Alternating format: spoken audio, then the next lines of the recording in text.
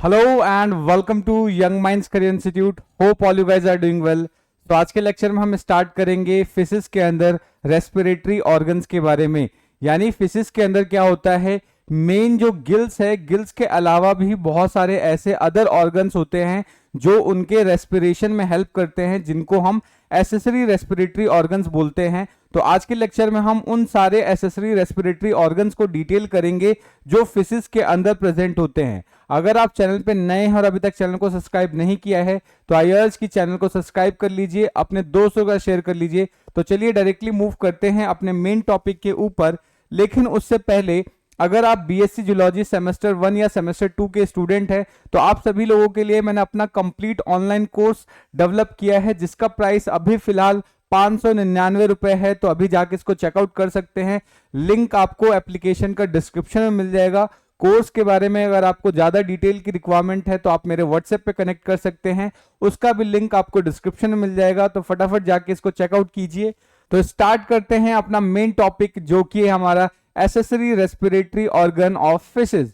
लेकिन उससे पहले हमें समझना होगा एसेसरी से पहले कि फिशेज के अंदर रेस्पिरेशन कैसे होता है।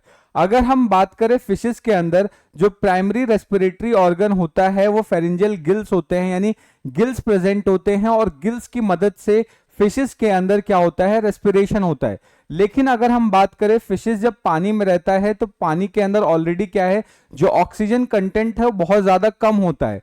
तो सपोज करो कि खाली गिल से काम चलने वाला नहीं है, गिल से जो लेने वाला जो ऑक्सीजन है वो उतना सफिशिएंट नहीं हो पाता जिससे कि फिश सरवाइव कर सके। तो उसके लिए क्या है, ऑक्सीजन डिमांड को पूरा करने के लिए फिशेज के अंदर क्या है, गिल्स के अलावा भी दूसरे ऐसे स्ट्रक्चर्स प्रेजेंट होते हैं जो कि रेस्पिरेशन में हेल्प करते हैं। तो ऐसे स्ट्रक्चर्स यानी गिल्स को छोड़ने के अलावा ऐसे रेस्पिरेटरी स्ट्रक्चर्स या ऐसे स्ट्रक्चर्स जो कि रेस्पिरेशन में हेल्प करते हैं, जो ऑक्सीजन गेन करने में हेल्प करते हैं, ऐसे ऑर्गन्स को हम क्या बोलते हैं, एसेसरी रेस्पिरेटरी ऑर्गन्स बोलते हैं। तो सबसे पहले हम क्या करेंगे, थोड़ा सा पहले गिल्स का स्ट्रक्चर समझ लेते हैं, फिर उन टॉपिक्स के ऊपर मूव करेंगे कि कौन कौन से अलग अलग एसेसरी रेस्पिरेटरी ऑर्गन्स है। ठीक है, तो सबसे पहले अगर आप ये डायग्राम देखें तो ये डायग्राम क्या है, एक फिश का है।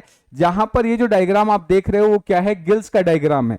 बेसिकली ये जो गिल्स है ये क्या है, प्राइमरली जो रेस्पिरेटरी ऑर्गन है या जो मेन रेस्पिरेटरी ऑर्गन होता है फिश का वो क्या है, गिल्स है। ठीक है, अब गिल्स की अगर हम बात करें तो गिल्स का जो स्ट्रक्चर है उसके अंदर सबसे आगे कुछ स्पाइनी स्ट्रक्चर्स देखने को मिलते हैं जिनको हम गिल्स रेकर बोलते हैं। ठीक है, इनको क्या बोलते हैं, गिल्स रेकर बोलते हैं। अब ये जो गिल रेकर है इसका काम क्या होता है कि जो गिल्स को बेसिकली बॉडी के अंदर अटैच करवाने का काम होता है। ठीक है, उसके जस्ट पीछे क्या होता है, गिल आर्चेस प्रेजेंट होंगे। उसके जस्ट पीछे क्या होता है, गिल आर्च प्रेजेंट होंगे और गिल आर्च से बहुत सारे इस तरीके से स्पाइन लाइक स्ट्रक्चर्स निकलते हैं जिनको हम गिल फिलामेंट्स बोलते हैं। अब इन गिल फिलामेंट्स के अंदर ही क्या होते हैं, बहुत सारे इस तरीके से आर्टरीज या आर्टीरियोल्स प्रेजेंट होते हैं जो कि गैसेज एक्सचेंज में हेल्प करते हैं। तो ये पूरा का पूरा जो स्ट्रक्चर है ये इसके प्राइमरली रेस्पिरेटरी ऑर्गन या प्राइम रेस्पिरेटरी ऑर्गन का स्ट्रक्चर है, यानी गिल्स का स्ट्रक्चर है। ठीक है, तो आज के लेक्चर में हमें गिल्स तो डिस्कस करना नहीं है, हमें बात करना है एसेसरी रेस्पिरेटरी ऑर्गन के बारे में। ठीक है, तो चलिए फिर स्टार्ट करते हैं एसेसरी रेस्पिरेटरी ऑर्गन। तो जस्ट मैंने अभी आपको बताया कि ऑक्सीजन डिमांड को कंप्लीट करने के लिए फिशेस के अंदर गिल्स के अलावा कुछ ऐसे अदर ऑर्गन्स होते हैं जो रेस्पिरेशन में पार्टिसिपेट करते हैं। ऐसे स्ट्रक्चर्स को, ऐसे ऑर्गन्स को हम क्या बोलते हैं, एसेसरी रेस्पिरेटरी ऑर्गन्स बोलते हैं। ठीक है, अब एसेसरी रेस्पिरेटरी ऑर्गन का काम क्या है कि ये जो फिशेस के अंदर ऑक्सीजन की जो कमी है या ऑक्सीजन के गिल्स की वजह से वो पूरा ऑक्सीजन नहीं ले पाता, तो उस ऑक्सीजन डिमांड को कंप्लीट करने का काम करता है। ठीक है, तो इन्हीं चीजों को एक बार पीपीटी की मदद समझ लेते हैं और फिर अलग अलग जितने भी रेस्पिरेटरी ऑर्गन्स हैं उनको भी समझ लेंगे। ठीक है, तो यही पॉइंट मैंने यहां पे लिखा है कि किसी भी अडल्ट फिश के अंदर जो प्राइमरली क्या होता है, फेरिंजियल गिल्स प्रेजेंट होते हैं जिनका काम होता है एक्वेटिक रेस्पिरेशन में पार्टिसिपेट करना या फिशेस के अंदर रेस्पिरेशन में ये हेल्प करता है। ठीक है, उसके अलावा भी क्या है, फिशेस के अंदर एसेसरी रेस्पिरेटरी ऑर्गन्स देखने को मिलता है जो कि गिल्स के अदर मतलब गिल्स के अलावा जो स्ट्रक्चर्स होते हैं उनको हम एसेसरी रेस्पिरेटरी ऑर्गन्स बोलते हैं। ठीक है, अब ये जो ऑर्गन्स हैं, जो एसेसरी रेस्पिरेटरी ऑर्गन्स हैं, आपको वहां पर या उन फिशेस के अंदर देखने को मिलता है जो कि ट्रॉपिकल रीजन में प्रेजेंट होते हैं, या ट्रॉपिकल फ्रेश वाटर्स में जो फिशेस प्रेजेंट होते हैं, या फिर हिल स्ट्रीम्स के अंदर जो फिशेस प्रेजेंट होते हैं, उनके अंदर आपको क्या है, एसेसरी रेस्पिरेटरी ऑर्गन्स देखने को मिलता है। क्योंकि ऐसी जगहों पे वाटर के अंदर जो ऑक्सीजन डिमांड है, या वाटर के अंदर जो ऑक्सीजन है उतना सफिशिएंट नहीं होता, तो उस ऑक्सीजन डिमांड को मेंटेन करने के लिए क्या प्रेजेंट होता है, एसेसरी रेस्पिरेटरी ऑर्गन प्रेजेंट होगा। ठीक है, तो ये बात आपको याद रखना है। तो ये जो एडेप्टेशन है, ये जो फिशेस के अंदर जो एसेसरी रेस्पिरेटरी ऑर्गन का प्रेजेंस होना जो है, ये एक तरीके का एडेप्टेशन है जो फिशेस को हेल्प करता है survive in a particular environmental condition, यानी उस पर्टिकुलर एनवायरमेंटल कंडीशन में उसको जिंदा रहने में मदद करता है एसेसरी रेस्पिरेटरी ऑर्गन। तो ये बात आपको अच्छे से याद रखनी है। सो आई होप आपको यहां तक की चीजें अच्छे से समझ में आ रही होंगी। अगर फिर भी कोई डाउट या कोई सजेशन है तो आप कमेंट करके बता सकते हैं। तो चलिए फिर अब आगे बढ़ते हैं। अगर हम बात करें यहां पर जनरली जो एसेसरी रेस्पिरेटरी ऑर्गन्स हैं, ठीक है, ये पॉइंट मैंने अभी जस्ट आपको बता दिया कि एसेसरी जो रेस्पिरेटरी ऑर्गन्स हैं ये बेसिकली हेल्प करता है फिशेस को सरवाइव करने में इन ऑक्सीजन डेफिशिएंट वाटर, यानी ऐसे वाटर्स के अंदर सरवाइव करने में मछलियों की मदद करता है जिसके अंदर ऑक्सीजन डेफिशिएंट होता है या ऑक्सीजन की कमी होती है। उन स्ट्रक्चर्स, उन वाटर बॉडीज के अंदर जो फिशेस रहते हैं उनके अंदर जो एसेसरी रेस्पिरेटरी ऑर्गन है वो उनकी मदद कर रहा है, उनकी हेल्प कर रहा है ताकि वो उस एनवायरमेंटल कंडीशन में अपने आप को सरवाइव करके रख सके। ठीक है, ये बात आपको याद रखनी है। उसके अलावा ये जो ऑर्गन्स है ये बेसिकली फिशेस को एस्टिवेशन के समय में भी मदद करते हैं। अब ये एस्टिवेशन क्या होता है? एस्टिवेशन को बेसिकली हम बोलते हैं समर स्लीप। इसको हम क्या बोलते हैं? Summer sleep. अब समर स्लीप का मतलब क्या होता है इसको समझने की कोशिश करते हैं। जनरली फिशेस क्या होता है, जब एक्सट्रीम ड्रॉट कंडीशन आ जाती है, ड्रॉट का मतलब सूखा पड़ने लग जाता है या बहुत ज्यादा गर्मी है, तो उस कंडीशन में क्या है, वाटर बॉडी सूखना स्टार्ट करती है। तो फिशेस क्या है, मड्स के अंदर बेसिकली छुप जाती हैं, वो कीचड़ जो होता है ना उसके अंदर दुपक के रहती हैं जब तक कि दोबारा से जो फेवरेबल कंडीशन है वो ना आ जाए। तो उस कंडीशन में क्या है, वाटर बॉडीज के अंदर पानी की ऑलरेडी कमी है, तो जब पानी की ही कमी है तो ऑब्वियस सी बात है ऑक्सीजन उनको उतना सफिशिएंटली मिल नहीं पाएगा। तो उस कंडीशन में ये जो एसेसरी रेस्पिरेटरी ऑर्गन है वो हेल्प करते हैं ताकि पानी से तो मतलब ऑक्सीजन ले ही रहा है, उसके अलावा जो क्यूटेनियस रेस्पिरेशन है या स्किन के थ्रू रेस्पिरेशन करता है जो डायरेक्टली एनवायरमेंट से भी वो क्या है ऑक्सीजन को खींच सकता है। ठीक है, तो उसमें हेल्प करता है। इसके अलावा अगर आप देखेंगे कि ये जो एसेसरी रेस्पिरेटरी ऑर्गन है वो शॉर्ट एक्सकर्जन्स में भी मदद करता है। शॉर्ट एक्सकर्जन्स का मदद क्या है, का मतलब क्या होता है कि सपोज आपने कभी देखा होगा कि जो मछलियां हैं वो पानी से निकल के बाहर आ जाती है, जमीन पर आ जाती है। तो जमीन पर जब आ जाती है तो कुछ समय के लिए वो जिंदा रहती हैं। ठीक है, अब वो कुछ समय तक के लिए जिंदा क्यों रहती है? Because of these accessory respiratory organs. अगर ये एसेसरी रेस्पिरेटरी ऑर्गन्स नहीं होते तो पानी के बाहर आते ही वो मर जाने चाहिए थे, लेकिन वो कुछ समय तक सरवाइव करती हैं, और वो सरवाइव इसलिए कर पाती हैं क्योंकि उनके पास ये कुछ एसेसरी रेस्पिरेटरी ऑर्गन्स प्रेजेंट होते हैं जो गिल्स के अलावा उनको हेल्प करते हैं ऑक्सीजन को गेन करने में या ऑक्सीजन को लेने में। ठीक है, तो ये बात आप याद रखेंगे। उसके अलावा क्या है कि some organs aid aquatic respiration while other support aerial respiration, यानी इनमें से क्या है, एसेसरी रेस्पिरेटरी ऑर्गन्स में से कुछ ऑर्गन्स तो बेसिकली पानी के अंदर से ही ऑक्सीजन लेने में हेल्प करेंगे, और कुछ क्या है कि एरियल रेस्पिरेशन में मदद करेंगे। एरियल रेस्पिरेशन का मतलब क्या होता है कि जो एनवायरमेंट से ऑक्सीजन को खींचने में ये हेल्प करते हैं। ठीक है, सो ये बात आपको अच्छे से याद रखनी है। सो आई होप आपको यहां तक की चीजें अच्छे से समझ में आ रही होंगी। अगर फिर भी कोई डाउट बन रहा है, कोई सजेशन है, तो आप कमेंट करके बता सकते हैं। ये जो टॉपिक है थोड़ा सा बेसिकली कॉम्प्लिकेटेड टाइप का टॉपिक है, बट इसको हम कोशिश कर रहे हैं कि एक सिंपल वे में समझने की, इजी डायग्राम्स की मदद से समझने की, जिससे कि ये पूरा टॉपिक आपको बहुत अच्छे से समझ में आ जाए। ठीक है, सो अगर फिर भी कोई डाउट बन रहा है, कोई चीज समझ नहीं आया, तो आप सिंपली कमेंट करके पूछ सकते हैं। ठीक है, so comment sections are always open for you guys. तो सबसे पहला अगर हम बात करते हैं जो एसेसरी रेस्पिरेटरी ऑर्गन है वो हमारा स्किन या फिर इंटेग्यूमेंट है। स्किन या इंटेग्यूमेंट से होने वाले रेस्पिरेशन को हम क्यूटेनियस रेस्पिरेशन बोलते हैं। इसको हम क्या बोलते हैं? क्यूटेनियस, इसको बोलेंगे क्यूटेनियस रेस्पिरेशन। अब क्यूटेनियस रेस्पिरेशन में होगा क्या कि जनरली जो स्किन्स होती है, एक चीज आपको ध्यान रखना है, अगर किसी भी सरफेस को अगर हम रेस्पिरेटरी सरफेस बोल रहे हैं तो वो कुछ कंडीशंस को फुलफिल करना चाहिए। या अगर हम, मुझे मान लो कि इस हाथ को मान लेते हैं, ये जो मेरा हाथ है, मैं चाहता हूं कि ये एज अ रेस्पिरेटरी ऑर्गन की तरह बिहेव करने लग जाए, तो क्या ये अभी रेस्पिरेटरी ऑर्गन्स की तरह बिहेव करने लगेगा? तो आंसर है बिल्कुल नहीं। ठीक है, क्यों? क्योंकि इसके अंदर कुछ कंडीशंस फुलफिल होनी चाहिए। क्योंकि किसी भी मेम्ब्रेन को या किसी भी स्ट्रक्चर्स को हम रेस्पिरेटरी मेम्ब्रेन तब बोल सकते हैं जब पहली चीज कि वो मेम्ब्रेन थिन होनी चाहिए। कैसी होनी चाहिए? थिन होनी चाहिए। उसके बाद वो स्ट्रक्चर मॉइस्ट होना चाहिए। ठीक है, और मॉइस्ट के बाद वो हाईली वेस्कुलर होना चाहिए। वेस्कुलर का मतलब कि वहां पे ब्लड वेसल्स की अच्छी खासी सप्लाई होनी चाहिए। ठीक है, सो कैसा होना चाहिए? वेस्कुलर होना चाहिए। अगर ये तीन कंडीशन किसी भी स्ट्रक्चर के अंदर हम मेंटेन कर देते हैं तो समवॉट वो क्या हो जाएगा? बेसिकली आप बोल सकते हैं कि वो रेस्पिरेटरी नेचर का हो जाएगा, या बोल सकते हैं उसके थ्रू हम रेस्पिरेशन परफॉर्म कर सकते हैं। तो किसी भी मेम्ब्रेन को या किसी भी सरफेस को रेस्पिरेटरी स्ट्रक्चर में बदलने के लिए वो सरफेस कैसा होना चाहिए? थिन होना चाहिए, मॉइस्ट होना चाहिए और वेस्कुलर होना चाहिए। ठीक है, तो अब यहां पर अगर हम बात करें कि इंटेग्यूमेंट्स या स्किन या क्यूटेनियस रेस्पिरेशन के लिए अगर जिन स्किन से या जिस पर्टिकुलर पार्ट ऑफ स्किन से रेस्पिरेशन होगा वो पार्ट कैसा होगा? थिन होगा, उसके बाद मॉइस्ट होगा और वेस्कुलर होगा। तो जनरली क्या है, कुछ फिशेस के अंदर देखने को मिलता है कि उनके अंदर जो मीडियन फिन फोल्ड्स होते हैं, जो ये मीडियन फिन फोल्ड्स हैं, यहां पर आप देख पाओगे डायग्राम में कि ये डायग्राम क्या है? ये मीडियन फिन फोल्ड्स है। अब ये जो मीडियन फिन फोल्ड्स होते हैं इन मछलियों के अंदर, ऑलरेडी जो फिन्स होते हैं बहुत थिन होते हैं। इसके अंदर अब क्या है? हाईली वेस्कुलर हो जाता है, और पानी के अंदर है तो मॉइस्ट तो होगा ही। ठीक है, तो अब यहां पर ये तीन स्ट्रक्चर्स को या तीन कंडीशन को मेंटेन कर लेता है मीडियन फिन्स, और ये जो मीडियन फिन्स है बेसिकली हेल्प करता है रेस्पिरेशन में। तो यहां पर आपको ध्यान रखना है कि जो मीडियन फिन्स है ये भी पार्टिसिपेट करता है रेस्पिरेशन में।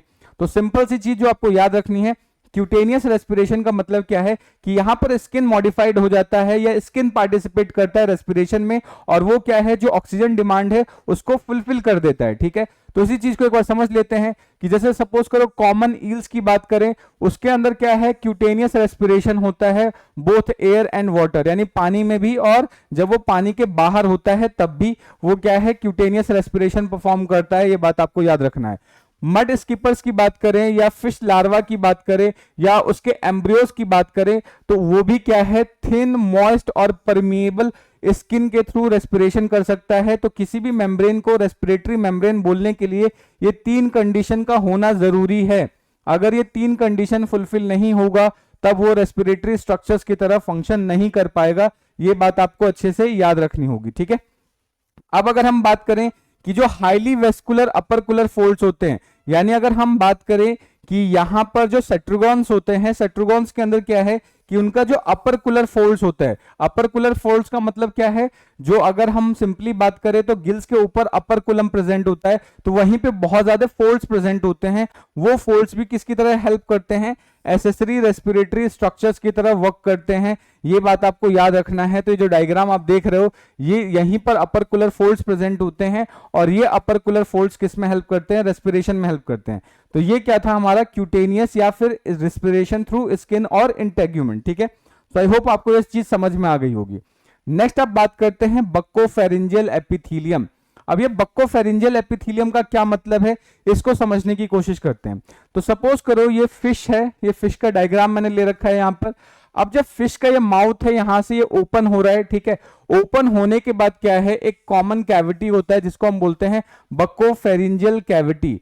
अब ये जो बक्कोफेरिंजियल कैविटी है, इसके ऊपर लाइनिंग प्रेजेंट होता है एपिथेलियम की। ये क्या है? एपिथेलियम की इस तरीके से लाइनिंग प्रेजेंट होता है। अब ये जो एपिथेलियम की जो लाइनिंग है ये काफी थिन हो जाती है, पतली हो जाती है। अगेन अगर इसको मुझे एपिथेलियम को रेस्पिरेटरी मेम्ब्रेन की तरह ट्रीट करवाना है तो इसको तीन कंडीशन को फुलफिल करवाना होगा। कैसे? पहले के थिन होना चाहिए, मॉइस्ट होना चाहिए और हाईली वेस्कुलराइज्ड होना चाहिए।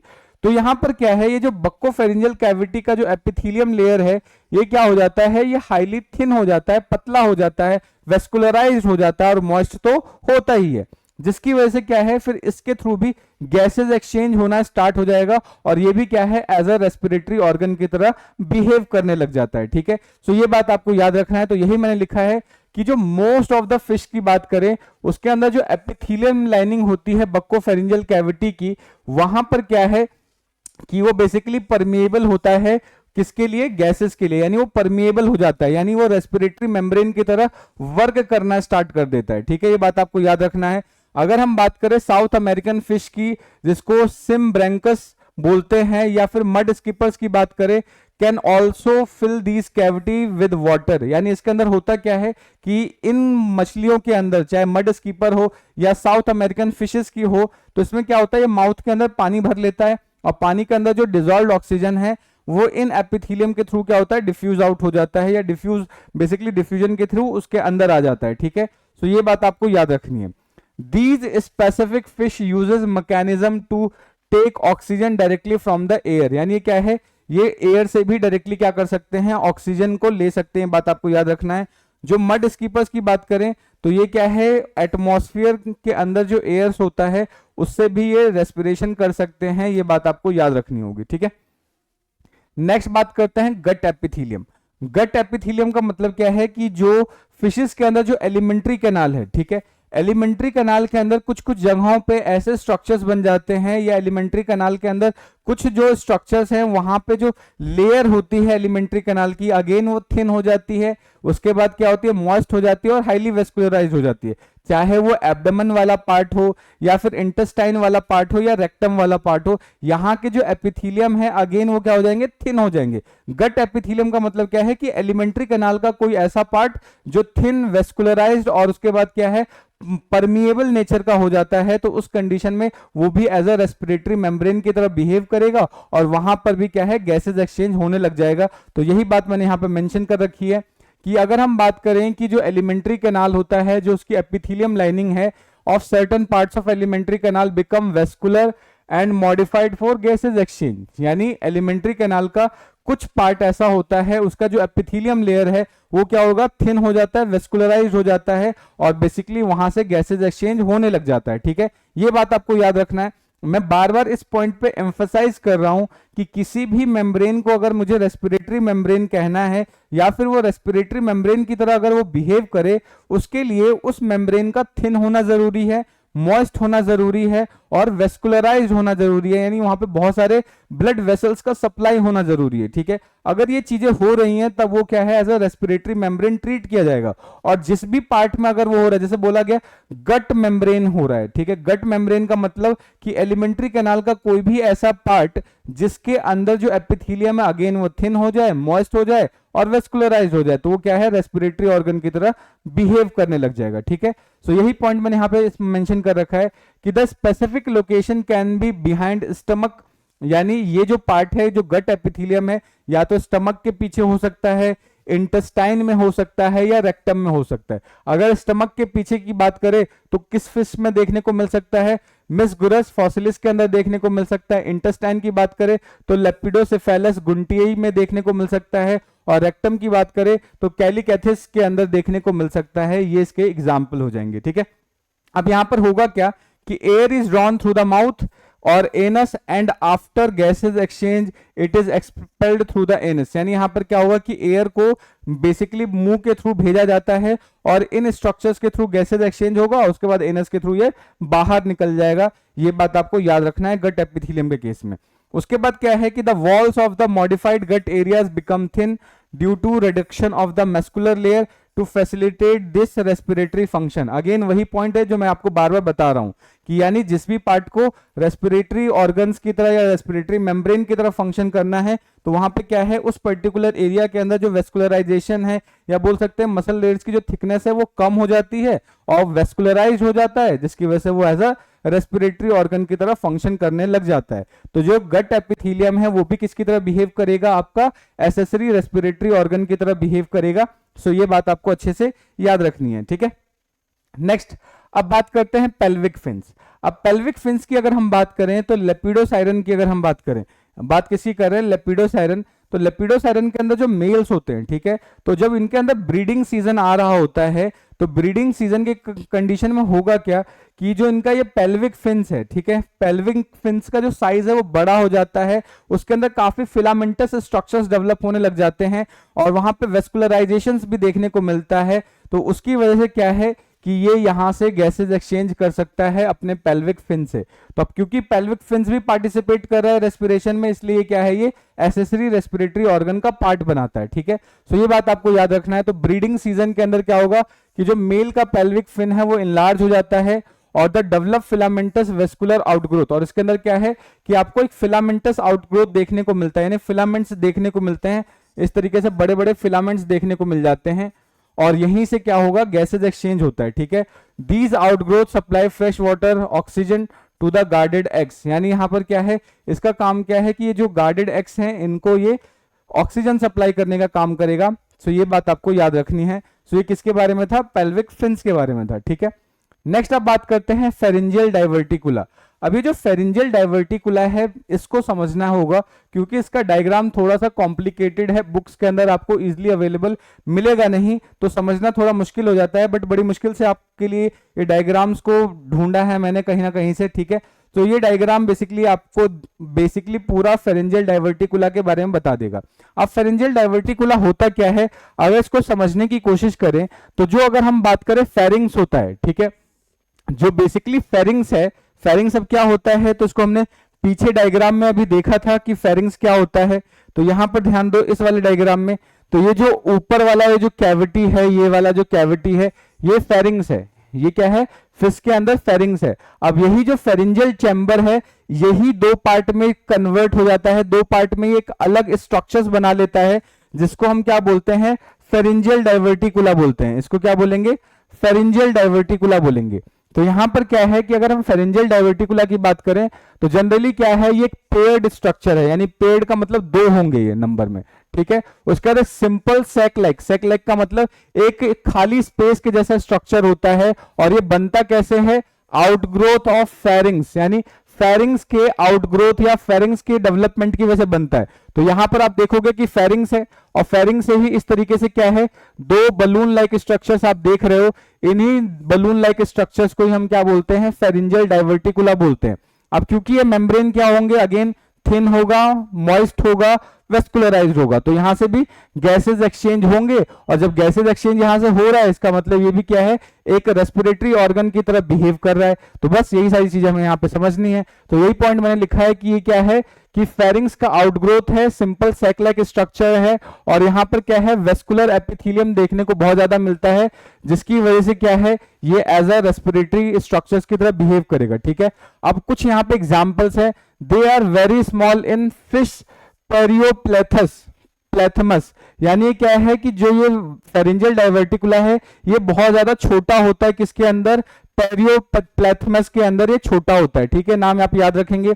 उसके बाद स्मॉल एंड स्मूथ होता है फिश एम्फियोनस के अंदर। ठीक है, ये बात आपको याद रखना है। और फोल्डेड होता है फिश चन्ना के अंदर, ये बात आपको याद रखनी है। ठीक है, so fish typically have poorly developed gills filament necessitating the essential respiratory organs, यानी क्या है कि जिन फिशेस के अंदर अगर हम बात करें कि यहाँ पर गिल्स पुअरली डेवलप्ड होते हैं या गिल्स उतने ज्यादा एफिशिएंट नहीं होते, उनके अंदर ये सारे स्ट्रक्चर जो एसेसरी रेस्पिरेटरी ऑर्गन्स है ये बेसिकली हेल्प करते हैं उनके ऑक्सीजन डिमांड को कंप्लीट करने के लिए। ठीक है, सो ये बात आपको अच्छे से याद रखनी होगी। नेक्स्ट अब हम बात करते हैं ब्रैंकियल डाइवर्टिकुला।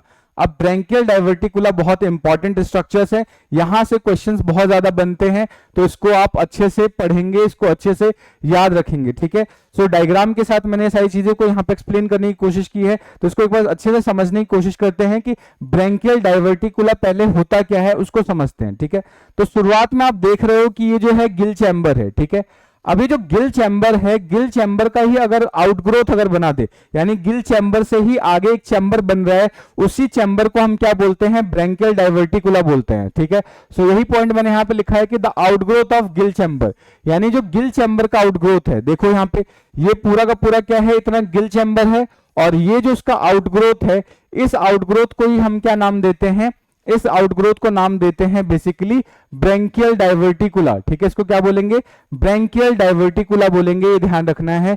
सो गिल चैम्बर का जो आउटग्रोथ होगा, that outgrowth is called as branchial diverticula. So the outgrowth of gill chamber forms more complicated aerial accessory respiratory organ than the simpler pharyngeal outgrowth in the other fishes। यानी ये क्या है कि pharyngeal outgrowth में हमने देखा था फेरिंग से बाहर की तरफ दो स्पेसिस सैक लाइक स्ट्रक्चर बन रहे थे, बट ये क्या है कि उससे थोड़ा सा कॉम्प्लेक्स स्ट्रक्चर्स होता है और ये क्या है गिल्स के आउटग्रोथ से बनता है, ठीक है। सो ये बात आपको याद रखना है। अब गिल्स के जो आउटग्रोथ से बनता है तो यहाँ पे आपको बहुत अलग अलग तरीके के स्ट्रक्चर्स देखने को मिलते हैं, यानी जो ये जो ब्रैंकियल डाइवर्टिकुला है इसके अंदर अलग अलग फिशेस के अंदर ये स्ट्रक्चर्स थोड़े अलग अलग दिखने स्टार्ट हो जाते हैं और वहां पे फंक्शंस भी अलग अलग हो जाते हैं, ठीक है। सो इनको आपको ध्यान रखना है कि ब्रैंकियल डाइवर्टिकुला किसको बोलेंगे, these are the outgrowths of gill chamber, ठीक है। यानी ये जो गिल चैम्बर है इसके आउटग्रोथ को ब्रैंकियल डाइवर्टिकुला बोलेंगे। और ये क्या है, इसको कहां कहां देखने को मिल सकता है, हेटेरोन्यूस्ट के अंदर, एनाबास के अंदर, क्लेरियस के अंदर, ठीक है। यानी हमें क्या करना है, इस ब्रैंकियल डाइवर्टिकुला को इन 3 फिशेस के अंदर डिटेल करना है और ये बहुत ज्यादा इंपॉर्टेंट है, एग्जाम में क्वेश्चंस यहां से बनते हैं तो आप इसको अच्छे से याद रखेंगे, ठीक है। तो अगर आपसे पूछता है ब्रैंकियल डाइवर्टिकुला को एग्जांपल्स बताइए तो आप बताएंगे क्लेरियस हो गया, एनाबस हो गया, उसके बाद हेटेरोन्यूस्ट हो गया, ठीक है। ये एग्जाम्पल होते हैं जो जिसको आपको अच्छे से याद रखना होगा, ठीक है। तो सबसे पहले अगर हम बात करते हैं हेटेरोन्यूस्ट की, ठीक है, तो हेटेरोन्यूस्ट में होता क्या है कि जो गिल चैम्बर है, गिल चैम्बर बेसिकली एक ट्यूब लाइक स्ट्रक्चर्स में डेवलप होता है और ये जो ट्यूब लाइक स्ट्रक्चर है बिल्कुल इसके लास्ट टेल तक जाता है, ठीक है। अब ये जो ट्यूब लाइक स्ट्रक्चर है इसको हम क्या बोलते हैं, एक्स्ट्रा ब्रैंकियल डाइवर्टिकुला बोलते हैं। और इसके अंदर क्या है, एयर को पंप किया जाता है और यहीं से गैसेज एक्सचेंज होता है, ये बात आपको याद रखना है। सो इसी पॉइंट को मैंने लिखा है कि इंडियन कैटफिश किसकी बात कर रहे हैं हम, हेटेरोन्यूस्ट की बात कर रहे हैं, जिसको हम सैक्रोब्रैंकस भी बोलते हैं, ठीक है। सो इसके अंदर क्या होगा, the Indian catfish a pair of long tubular dorsally situated air sac arising posteriorly from the gill chamber extending up almost up to the tail। यानी ये क्या है कि गिल चैम्बर से डॉर्सल पॉइंट पे, ये जो ऊपर वाला पॉइंट होता है इसको डॉर्सल पॉइंट बोलते हैं या डॉर्सल पोजीशन बोलते हैं। तो डॉर्सल पोजीशन पे एक ट्यूब लाइक आपको स्ट्रक्चर्स देखने को मिलता है जो कहां तक जाता है, फिश के टेल तक जाता है और इसका ही काम क्या होगा, गैसेज एक्सचेंज में हेल्प करना होता है। ये बात आपको याद रखना है। और ये क्या होगा, हाईली वेस्कुलर होगा। अगेन हाईली वेस्कुलर क्यों होगा, ये तो जस्ट अभी हम जानते ही हैं, क्योंकि अगर इसको एज ए रेस्पिरेटरी फंक्शन करना है तो उसको वेस्कुलर होना ही पड़ेगा, ठीक है। सो ये बात आपको याद रखना है। The air is drawn in and expelled out through the pharynx. यहां से क्या होगा, फेरिंग्स के थ्रू यहां पर एयर एंटर करेगा और एक्सचेंज होने के बाद फेरिंग्स के थ्रू एयर क्या हो जाएगा, बाहर आ जाएगा। ये बात आपको याद रखना है हेटेरोन्यूस्ट के अंदर, ठीक है। नेक्स्ट बात करते हैं एनाबास के अंदर। अब यहां पर देखेंगे एनाबास के अंदर यहां पे स्ट्रक्चर थोड़ा सा कॉम्प्लिकेटेड हो जाता है, ठीक है। तो यहां पर भी क्या होगा कि जो ब्रैंकियल डाइवर्टिकुला है इसके अंदर आप देखेंगे कि एक कैविटी बन रही है जिसको सुप्रा ब्रैंकियल कैविटी बोलते हैं। अब इस सुप्रा ब्रैंकियल कैविटी के अंदर क्या है कि कुछ इस तरीके से प्लेट लाइक स्ट्रक्चर, कुछ इस तरीके से वेवी स्ट्रक्चर्स बनते हैं जिसको हम बोलते हैं लेबरेंथाइन प्लेट बोलते हैं, ठीक है। अब ये जो लेबरेंथाइन प्लेट है बेसिकली ये हेल्प करते हैं ऑक्सीजन को लेने में, या बोल सकते हैं कि इन प्लेट्स की मदद से ही क्या होगा, ऑक्सीजन को पानी से निकाला जाएगा। ये बात आपको याद रखना है। तो यहां पर क्या होगा कि एनाबास के अंदर भी 2 स्पेशियस सुप्रा ब्रैंकियल कैविटी होता है। अब ये सुप्रा ब्रैंकियल कैविटी कैसे बनेगा, गिल चैम्बर के एक्सटेंशन से। ये बात आपको याद रखना है। तो 2 होगा, एक इधर की साइड और एक पीछे की साइड, ठीक है। एक आगे की साइड आप देख ही रहे हो चैम्बर और इसके पीछे की साइड भी एक चैम्बर होगा। तो 2 सुप्रा ब्रैंकियल कैविटी प्रेजेंट होता है जो कि as a dorsal outgrowth of the 2 gill chamber, यानी 2 गिल चैम्बर का ये डोर्सल आउटग्रोथ होता है, दोनों साइड प्रेजेंट होगा क्योंकि गिल्स दोनों साइड प्रेजेंट होता है तो ये चैम्बर भी क्या होगा, दोनों साइड प्रेजेंट होगा, ठीक है। ये बात आपको याद रखना है। The organ is formed from the folded bony plates covered with vascular membrane called as labyrinthine organ. यानी यहां पर क्या है कि इसके अंदर एक ऑर्गन का फॉर्मेशन होता है जो कि फोल्डेड बॉनी प्लेट से बनता है और वेस्कुलर नेचर का होता है। अगेन वेस्कुलर क्यों होगा, बिकॉज यहां से रेस्पिरेशन करना है, ठीक है। सो वेस्कुलर स्ट्रक्चर बनता है जिसको लेबरेंथाइन प्लेट्स बोलते हैं और यही पार्टिसिपेट करता है किसमें, डिफ्यूजन में, ठीक है, ध्यान रखना है। और यहां पर क्या होगा कि जो एयर है drawn through the mouth into the supra branchial cavity, mouth से एयर को कहां ड्रॉन किया जाएगा, इस पर्टिकुलर जगह पे ड्रॉन किया जाता है। बात आपको याद रखना है, ठीक है। So the fish is dependent on atmospheric oxygen and will drawn cannot access to the surface। यानी इस केस में क्या होगा कि इसमें फिश को कंटिन्यूसली बार बार ऊपर आना पड़ेगा और ये क्या है, ऑक्सीजन को ड्रॉ करता है। अगर ये सरफेस पे नहीं आएगा तो उस कंडीशन में क्या है कि डूब के मर जाएगा। यानी जनरली आपने सुना है कि जो फिश है वो पानी में डूब के मर जाता है, तो ये इसके केस में पॉसिबल है कि अगर यहाँ पे कंटिन्यूसली फिश को सरफेस पे आने की जरूरत पड़ती है ताकि वो ऑक्सीजन को ड्रॉ कर सके, अगर ये सरफेस के ऊपर नहीं आएगा तो पानी के अंदर ही डूब के मर जाएगा, ठीक है। सो इतना ज्यादा ये बोल सकते हैं हिपोक्रेटिक टाइप की चीजें लगती हैं कि फिश कभी पानी में मर सकता है क्या, तो मर सकता है, ठीक है। तो इनके केस में ऐसा पॉसिबल होगा, ये बात आपको याद रखना है। एग्जाम्पल के तौर पे अगर हम ट्राइकोगैस्टर फेसिकटस की बात करें तो यहाँ पर ये चीजें आपको देखने को मिलता है और यहाँ पर एज ए रेस्पिरेटरी ऑर्गन की तरह वर्क करेगा, ठीक है। सो ये चीज आपको अच्छे से याद रखनी है। नेक्स्ट अगर हम बात करें क्लैरियस की, ठीक है, तो क्लैरियस में क्या देखने को मिलेगा, क्लैरियस के अंदर जो सुप्रा ब्रैंकियल कैविटी है, सुप्रा ब्रैंकियल कैविटी के अंदर आपको ट्री लाइक कुछ स्ट्रक्चर्स देखने को मिलते हैं, ठीक है। अब ये जो ट्री लाइक स्ट्रक्चर्स देखने को मिलता है, यहीं पर ये सब क्या होगा कि अगेन ये गैसेज एक्सचेंज में हेल्प करेंगे और यही पार्टिसिपेट करेंगे एक्सचेंज में, इसलिए इसको हम क्या बोल रहे हैं, एसेसरी रेस्पिरेटरी ऑर्गन के अंदर रख रहे हैं, ठीक है। तो इसके अंदर क्या होगा, क्लैरियस के अंदर बात करें, so organ are two branch tree like structures जिसको डेंड्राटिक या आर्बोरेसेंट बोलते हैं, ठीक है। यानी ये जो स्ट्रक्चर देख रहे हो ट्री लाइक, ये डेंड्राटिक फॉर्म है या इसको आर्बोरेसेंट्स भी बोलेंगे। आर्बोरेसेंट्स का मतलब होता है ट्री लाइक स्ट्रक्चर्स, ठीक है, ध्यान रखना है। They are located inside the supra branchial cavity, कहां प्रेजेंट होंगे, सुप्रा ब्रैंकियल कैविटी के अंदर प्रेजेंट होंगे, अबव द गिल चैम्बर, जो कि गिल चैम्बर के ऊपर होगा। तो ध्यान रखना है सुप्रा ब्रैंकियल कैविटी कैसे बन रहा है, गिल चैम्बर के एक्सटेंशन से, या गिल चैम्बर के जस्ट आगे वाला जो एक्सटेंशन है उसी को हम क्या बोल रहे हैं, सुप्रा ब्रैंकियल। यानी यहाँ पे देखो ये गिल चैम्बर है, इसके आगे का एक्सटेंशन क्या कहलाएगा, हमारा सुप्रा ब्रैंकियल कैविटी कहलाएगा, ठीक है। अब इसके अंदर क्या है, covered by vascular mucous epithelium, function as lungs, और ये किसकी तरह वर्क करते हैं, लंग्स की तरह फंक्शन करेंगे, ध्यान रखना है। The fish uses these organs periodically to reach water surface and renew air, यानी इन ऑर्गन्स का वो यूज क्यों करता है, ताकि वो सरफेस पे आ सके और एयर को रिन्यू कर सके, ठीक है। अगर सरफेस पे नहीं आएंगे तो अगेन वाली वही चीज मैं आपको बता रहा हूं कि ये ड्रॉन हो जाएंगे, डूब जाएंगे पानी के अंदर, ठीक है। सो ये बात आपको अच्छे से याद रखनी है, ठीक है। सो इसी के साथ हमारा आज का लेक्चर यहीं पर समाप्त होता है। Hope you have enjoyed the session, सारी चीजें आपको अच्छे से समझ में आ गई होंगी। अगर फिर भी कोई डाउट बन रहा है, कोई सजेशन है तो आप कमेंट करके बता सकते हैं। मिलते हैं नेक्स्ट लेक्चर में, तब तक के लिए जय हिंद दोस्तों, थैंक यू।